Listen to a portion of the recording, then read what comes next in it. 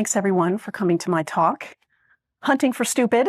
Hunting for AI is 2 doors down and to the left, in case you missed it.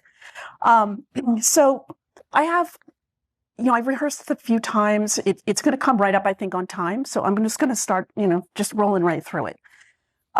So a little bit about me. I grew up very low tech. I grew up in Lancaster, Pennsylvania, Mennonite. But I was really fortunate that I had a brother and a father who were really hackers in their own right. They were tinkerers, and we didn't have a lot of extra cash flow, so anything that broke, we fixed it. And when I say we, I mean the collective. They were like, hand me the 3/4-inch wrench. And I quickly learned about tools and how to fix things. And I remember we were repairing an engine block right on the workbench in the basement, and reseating valves and boring out pistons. And so the reason I bring that up is I think that that sense of curiosity that I had as a child, and that it was fostered the way it was fostered by these loving family members, I think is a big reason why I'm here today. And probably all of us grew up with that same sense of curiosity, and that's what makes us the hackers that we are. A little bit about me, or disclaimer about where I work. Nothing that I say today is in any way, shape, or form related to my employer. So hunting for stupid, what does that mean? Does that mean that we're all smarter than the user base and, we know better than everybody else? And I mean, we did that 15 years ago, right? And I think we've learned from blaming and shaming the user, and we've evolved. We don't do that anymore. So what this really means is, you're hunting for things like misconfigs, creds in the clear, hard-coded passwords, things that your users probably aren't even going to have access to. I mean, hopefully they don't, but you're going to be looking for things that maybe people with God level access have, and we all make mistakes, right? So I think the goal is to kind of, one of my goals is I want to find all that stuff before the wrong people do. And it was funny, actually, the title, I have to give credit. I had a manager a few years ago, and he said to me, he was reforming, we were going through a reorg, and he said, Mary Ellen, he was like this fighter pilot. He was like, I want you to find stupid. I want you to hunt for stupid. And so I have to give him a little credit for the title, because I thought it was kind of funny. But I think it's critical when you're hunting, I think this day and age, to have cutting edge resources. And one of the ways that I like to start my day is Dr. Gerald Auger. He has this Simply Cyber webcast every day at 8 a.m. And in his words, he likes to shred the daily cyber news headlines. And he adds so much detail to the headlines every day that when I'm finished watching, I feel like there's a couple things there that I can sink my teeth into and I can really hunt on. So I created a whole resource of things to hunt on if you're interested in, and I'll share it out as part of the deck. But lots of resources in case you run out of things to hunt for. But that's a big source for me. And one of the reasons why is he gets his headlines from the CISO series podcast. And I don't know about you, but I want to know what's keeping my C-suite awake at night. I want to know why the board members are rolling over having nightmares. I want to know what their biggest fears are, because it's going to be covered in that webcast. And it actually happened to me where I had management contact me and say, listen, senior leadership is really worried about this threat. I need you to hunt on it. And because of that webcast, I was able to say, you know what? I heard about that on Friday. I already hunted on it, and I put in some use cases, so we should be good.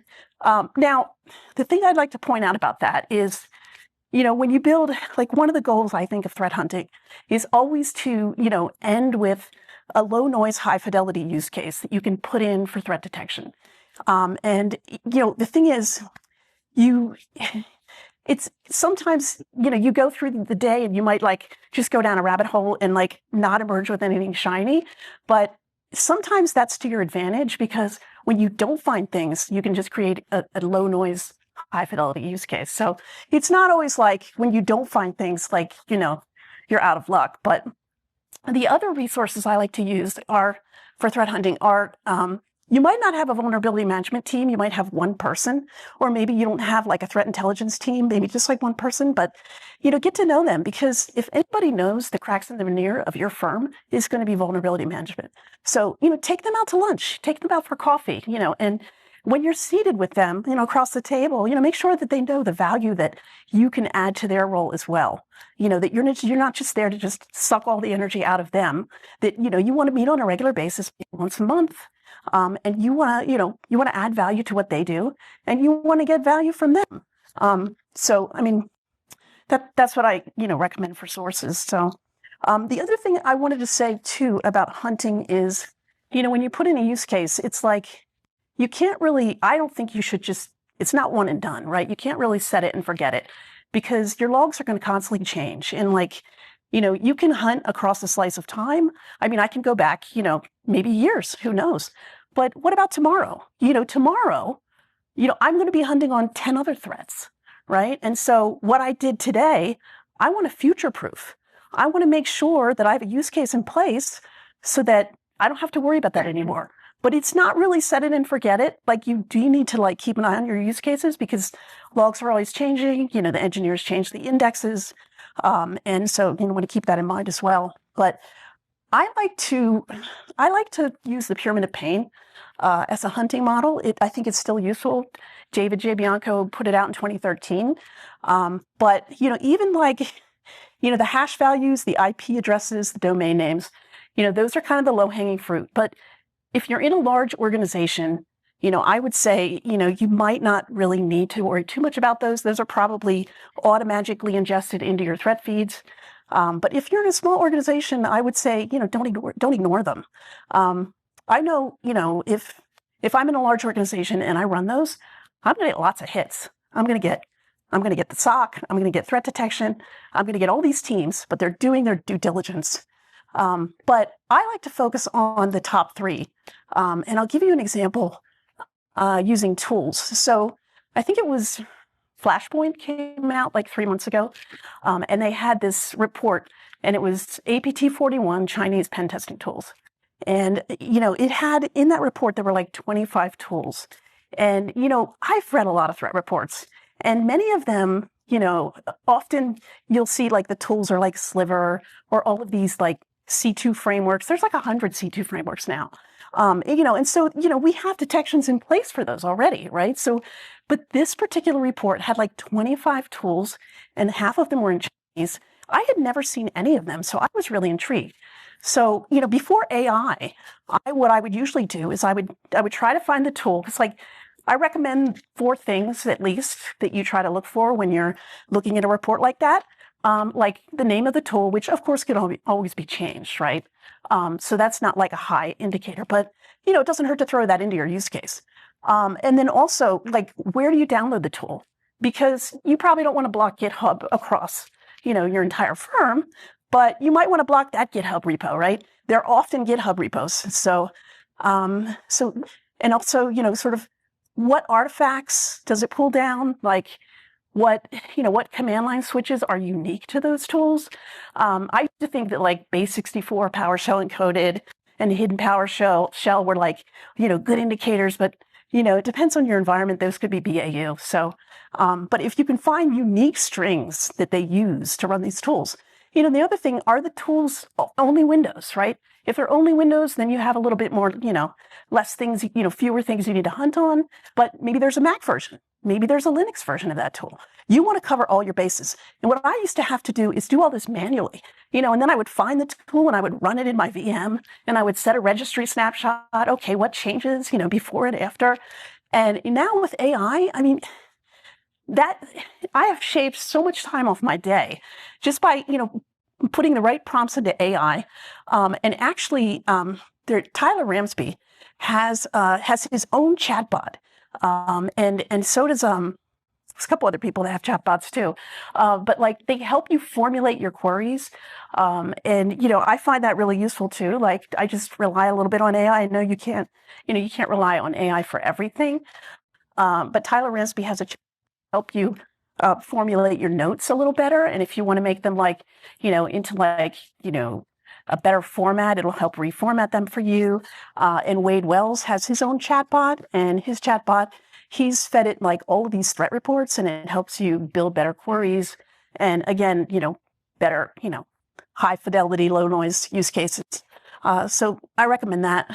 I talked about going down rabbit holes a little bit and not always emerging with anything shiny.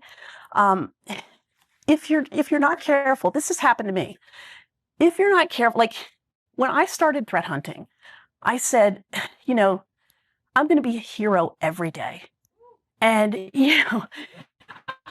and it was so much fun, and I was finding stuff on a regular basis, but then they cleaned it all up. When I don't find something, it's actually, I am proud that I can say, and I put it in my report, I can assure you that we are now safe from this particular threat because of the work that I did. And what I recommend is documenting it as you go.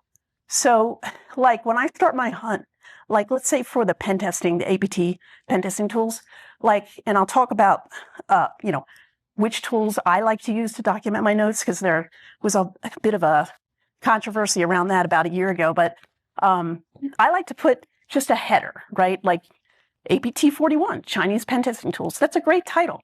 I put that in bold, right? And when I start my day, I start my documentation. And so I put that's my header. And then I like to find a good graphic.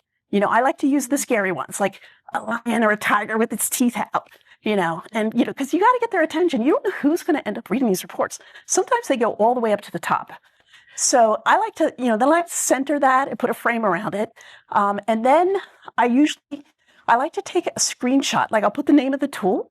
And then I think this is important. I put a screenshot and I document so that you can see the name of the tool that I used. You can see how many days, weeks, years I ran for, what the syntax was of my query, and how many results. Because let's say I had 10 hits, right? Well, it was just SOC, it was just threat intel, we're good. Well, because I don't know about you, but this has happened to me where you might work for a manager who implicitly trusts you. They know you do the work, you're not phoning it in, but there's a new sheriff in town. They have a new boss, and they come to you and they say, Mary Ellen, I need everything you've hunted on in the last 3 months in a report. And that could be devastating if you are not documenting as you go. So for me, what I like to do is just keep good notes like this and document as I go. And then, I really don't have to worry about if I'm ever called to the carpet, this is proof of work. I can prove to you that we are now safer because of the work that I've performed. So, as far as documenting and the tools that you use to document, there was Anti-Siphon put a LinkedIn post right before Deadwood last year, like 3 weeks before Deadwood. And it was a post, something to the fact, I forget exactly, but it was, take better notes, your future self will thank you. And there were so many comments in that LinkedIn post. And everybody was like, what tool they love. I love Obsidian, I love Cherry Tree, I love Notion. And I was like, I got into some conversations actually at Deadwood about this, and I wanted to maybe do a talk on it. And then it wasn't until February, and the house was empty, which is it never happens. Everyone was away at play dates, whatever. And I said, okay, I'm going to do a bake-off, now or never. So I downloaded a fresh Windows VM, I updated all the patches, I downloaded Notion, I downloaded Obsidian. And the simple things that I like to do, like framing a graphic and centering it, in Obsidian, you had to create a CSS snippet, and then you had to enable it, and then you had to get Obsidian to recognize it. I could not do it. After 35 minutes of banging my head against the desk, I said, I'm done. So then I went to Notion. And with Notion, you're supposed to be able to do like a call out, and it's supposed to give you it's not really a frame, it's like a halo around your graphic. And it didn't really look professional for me. And then I read a whole Medium blog post about how to center these things. It's not intuitive. For me, it wasn't, at least. But the blog post was like, well, you click on the graphic, you right click, there's 3 ... and then you'll see a line. There was no line. It was not there. So, I felt like, I could maybe live with one of them, but then I asked their chatbot. They have an internal chatbot. And I thought that my syntax and my prompts were pretty on point. And I think I only asked 3 times, but it kept giving me back this garbage. Nothing to do with what I was asking about how to center it, how to frame a graphic. And so to this day, the only thing I got out of that was I still can't put any more queries into Notion. I'm like maxed out. A year later, I'm still maxed out at how many queries? You've used all your queries. So anyway, the bottom line, I use Word. I use the free version of Word at home. And, at work, I use Word. And for me, that's all I need. I have a couple more slides. I'm really coming up at time here, but threat hunting methodologies, these kind of are duplicative for me. They run together a lot. And, we can kind of gloss over those. I did want to bring up threat hunting frameworks. So I mentioned David J. Bianco. So when he was with Splunk, he authored a framework called Peak. I really like Peak, and I'd encourage you to check it out. My favorite is MITRE ATT&CK. I'm not going to lie. I use it every day. People swear by the diamond model. They love it. ADS is really old. It's like, I think I had to go to the Wayback Machine. It's like Palantir from 2017. But it's kind of good, right? But there's not a lot out there about it. But I made it. But if there are any questions about anything, I kind of had to speed roll through everything because of the 15-minute time frame, but I'm happy to answer any questions. Yes, sir. I'm curious, did you look at OneNote? At OneNote, I have used OneNote. I didn't look at it for this, and I probably should, because it probably does really nice centering of graphics pretty easily because it's a Microsoft product, right? Yeah. Do you like that? Do you use that?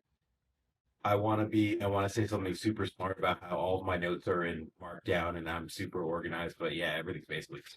Yeah. You know what you could do with Tyler Ramsby's ChatBot that he's authored?